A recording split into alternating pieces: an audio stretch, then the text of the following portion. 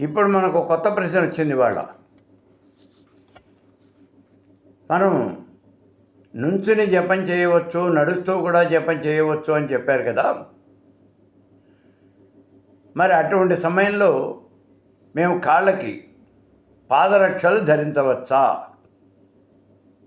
అంటే పాదాలు నేలకి ఆనకుండా, నేలకి తగలకుండా వాటికి అడ్డుగా, రక్షణగా ఏదైనా ఆ పాదరక్షలు ధరించవచ్చా?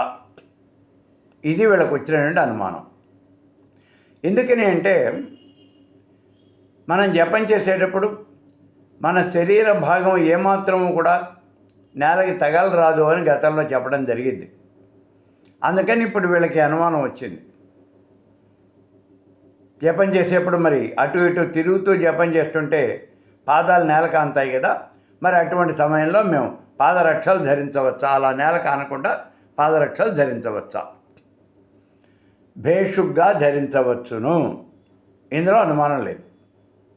అయితే ఇక్కడ అనుమానం వల్ల ఏమంటే ఆ పాదరక్షలు దేంతో తయారైనవి అనేది కొంచెం జాగ్రత్తగా చూడాలి. పశువుల యొక్క చర్మంతో కనుక ఈ పాదరక్షలు తయారు చేసినట్టయితే వాటిని మనం ధరించకూడదు, అది పనికిరాదు.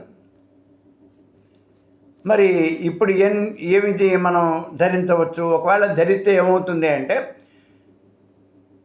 పశువుల యొక్క చర్మం మీద మనం నుంచున్నాం అంటే పశువుల యొక్క మృత కళేబరం మీద నుంచున్నాం, అది వామాచారం అవుతుంది.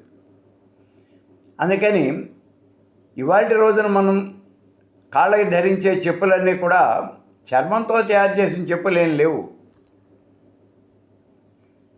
అంతా మనం ఏదో మెటీరియల్, సింథటిక్ మెటీరియల్తో తయారైనటువంటి చెప్పులే ధరిస్తున్నాం. ప్రత్యేకంగా కాళ్ళకి వేసుకునేవన్నీ కూడా స్లిప్పర్సే.